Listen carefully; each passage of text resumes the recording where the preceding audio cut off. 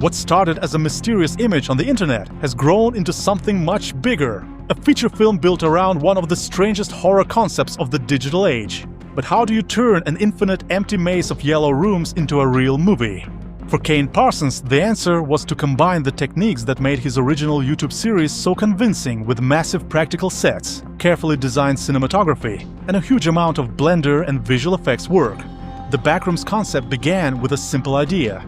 If you could somehow no-clip through reality in the wrong place, you might end up somewhere you were never supposed to be. During the pandemic, Parsons learned Blender and spent about 3 weeks creating his first Backrooms found footage video. It quickly became the most viewed thing he had ever uploaded. That short eventually became a much larger mythology. And for the feature film, Parsons wanted to preserve the strange logic that had defined his online work. The Backrooms aren't supposed to behave like a fantasy world. Parsons describes them more like a gigantic, unnatural structure governed by rules, almost like hard science fiction. The geometry has to remain consistent. Rooms shouldn't magically change when a character looks away. Ceilings, walls, and architectural details all have to follow an internal logic. That philosophy became extremely important when the virtual world had to be turned into physical sets. Parsons first modeled the environments in Blender, working through the script and making sure the geometry would support every major scene. Those Blender files were then transformed into workable blueprints for the production team, and the scale became enormous. The sets included roughly 22,000 square feet of carpet and around 30,000 square feet of wallpaper. Even installing the first sheet of wallpaper could take about 3 hours. But the goal wasn't simply to build a huge maze. Everything had to feel ordinary. And that's what makes it disturbing. The production carefully recreated the classic Backrooms look with yellow wallpaper, beige carpets, drop ceilings, and fluorescent lighting.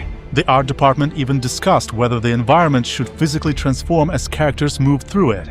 Parsons decided that it shouldn't. The Backrooms remained structurally consistent, making the impossible feel strangely believable.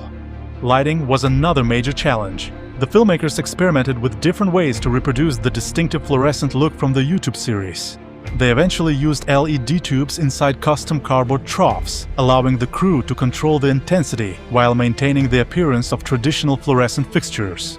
For one exterior alley, the production had to make a real 200-foot space look like it belonged inside the Backrooms. 5 huge balloon lights were used to create the artificial overhead illumination. The cinematography was designed around the same principle. The audience should discover the Backrooms at exactly the same time as the characters. The film was shot on a Sony Venice 2, with the Rialto system helping the camera reach tight spaces. Pirate Clark was designed as a physical monster with deliberate movement rather than random twitching. The costume included handpieces, a helmet and headpiece, along with a large shoulder piece. The head was heavy and restricted the actor's vision, but the physical construction helped give the creature a distinctive presence. But perhaps the most important part of the production was Parsons himself.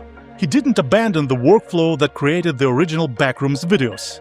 Blender remained central to his process. He would build an early version of a sequence, often around a specific camera movement, establish the blocking, develop the visual language, and then work with the VFX team to refine it. Even the VCR footage followed the philosophy of the YouTube series. Cinema camera footage and CG elements were processed through an actual VCR setup, using real equipment and signal manipulation to recreate the specific imperfections and artifacts of analog footage. It isn't simply about making a giant horror set or filling the screen with CGI. It's about taking something that originally existed as an internet image and treating it as a complete physical world, one with architecture, rules, history, and its own visual language. Well, that's all! Thanks for watching, please like, subscribe, watch more videos, and see you next time. Take care!